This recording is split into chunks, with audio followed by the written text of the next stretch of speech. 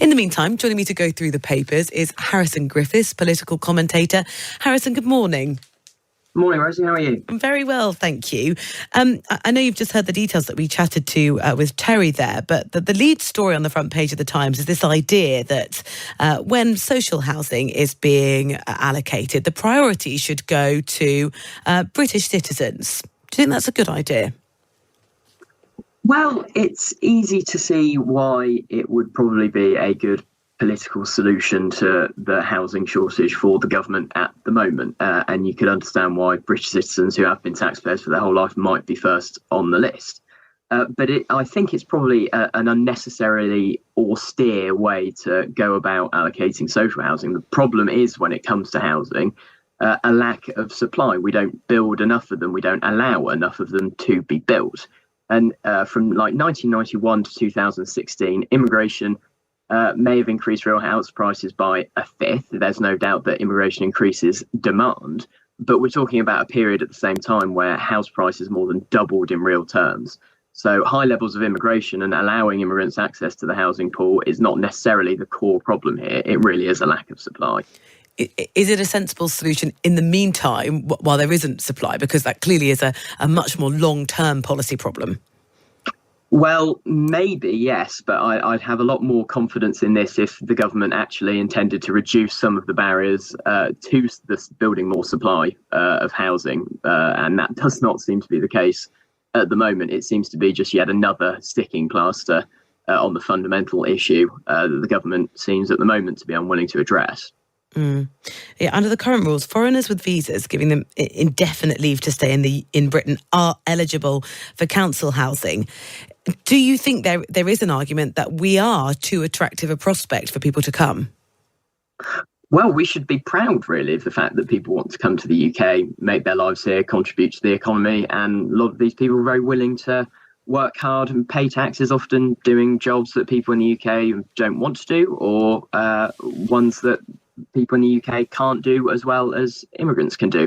So we should be proud of the fact that people want to come here. There are plenty of countries in the world where countries have net high immigration, where immigrants from other parts of the world are drawn there. If we build enough houses to match the growth of our economy and the growth of our population, we don't need to be talking in these zero-sum terms about who's first in the queue. We don't actually need to have a queue. We can build more houses. Well, from housing to energy security, the front page of the Daily Telegraph has Sir Keir Starmer, and he's going to scrap the ban on new onshore wind farms. That's, he says, going to be one of his first sacks in Downing Street if Labour wins the next election.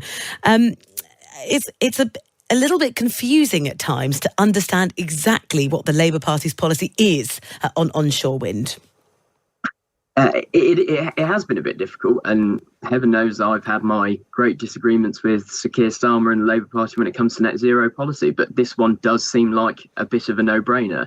There is a lot of land in the UK where we can put wind turbines and not bother people very much.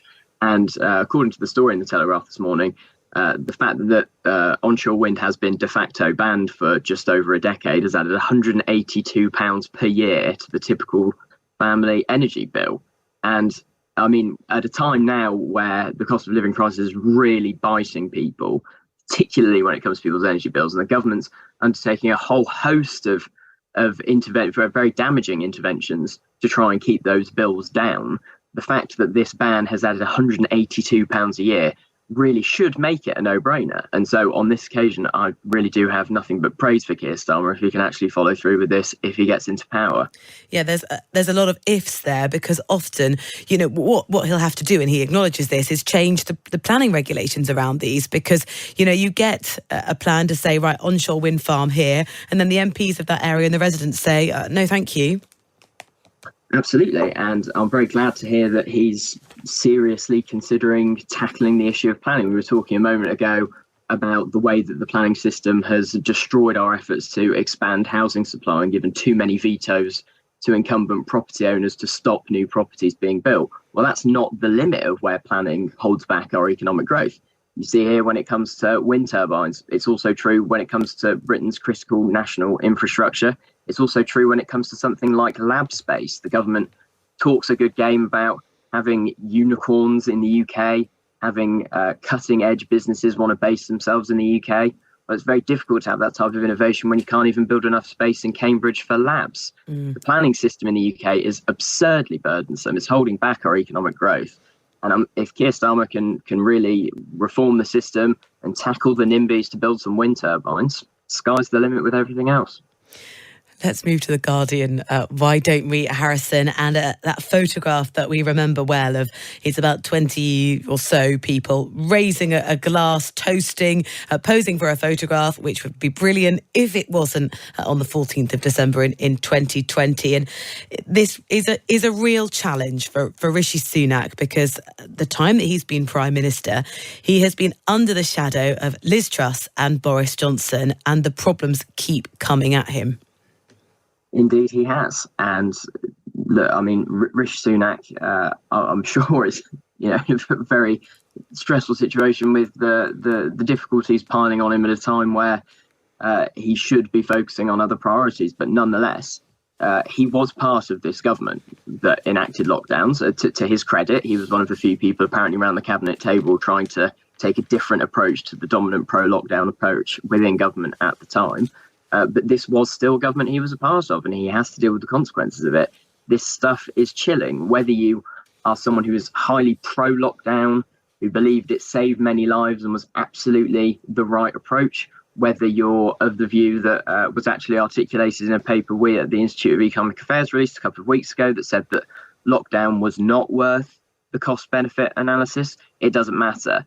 We need to have faith that the people who enact these laws on us are willing to abide by them as well. And they weren't. It represents a callous disregard for the immense obligations, whatever you think of lockdown, that were imposed on us. They were inhuman. People were not even allowed to be physically present with their loved ones who were dying. And at the same time, these pictures and these videos show that the people within government, the people who were in creating these rules, imposing these on us and tasked with enforcing them, did not see that they applied equally to them.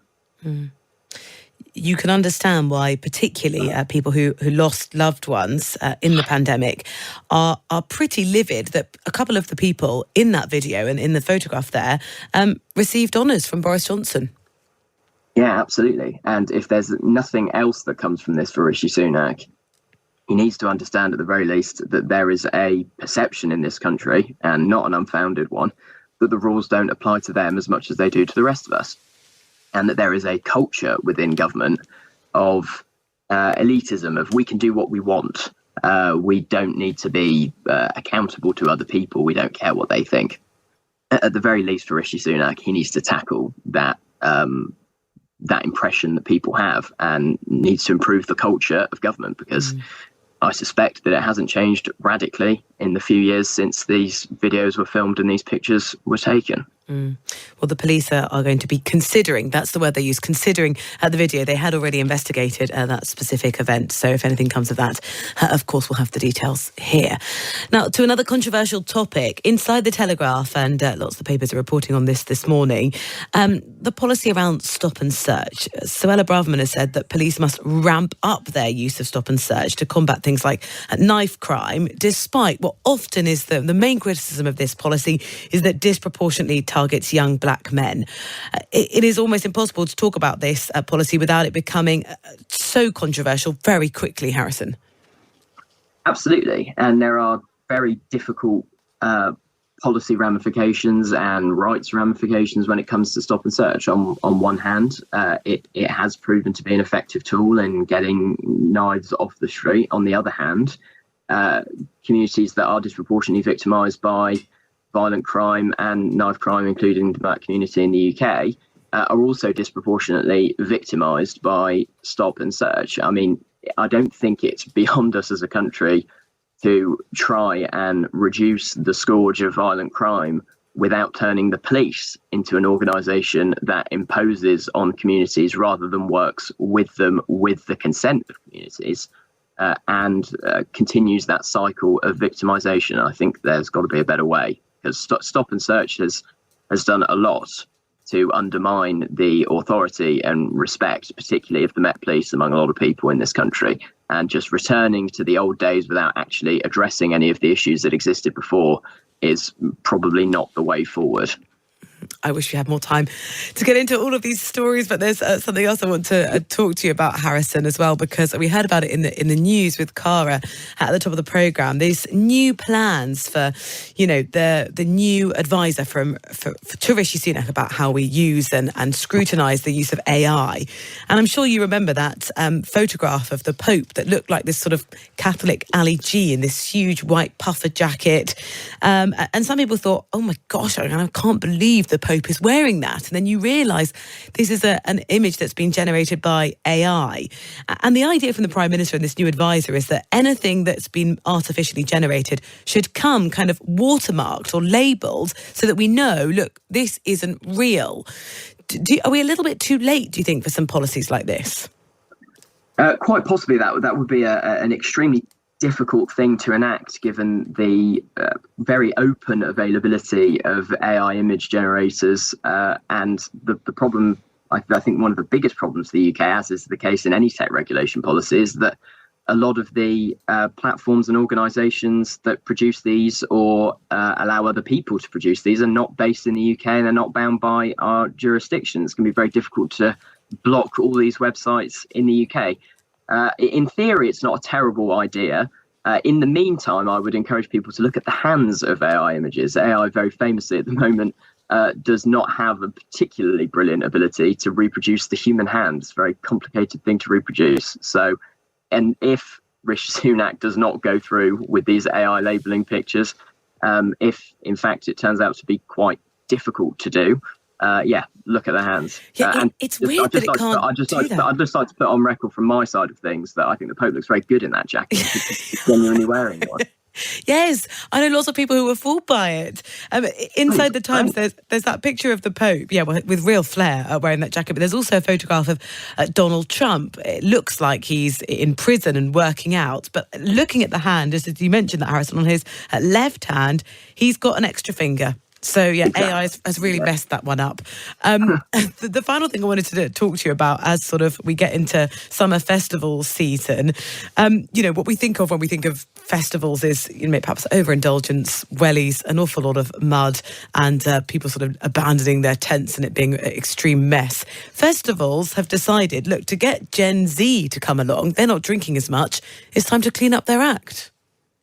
Absolutely, and to think how much panic there is and has been over pretty much time immemorial, really, about teenagers going off the rails, drinking too much, doing drugs, doing all sorts of silly things. And you now have a situation where festivals are responding to what they believe to be a pretty urgent demand in the market to clean up their acts.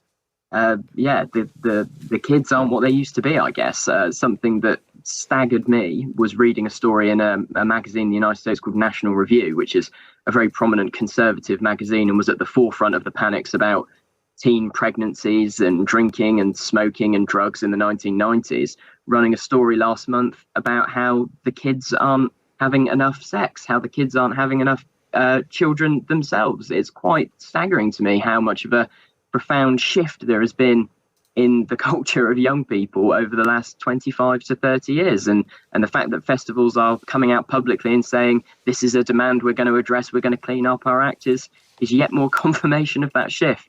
Harrison, thank you so much. Harrison Griffiths, political commentator, going through the papers with me this morning. Lots more.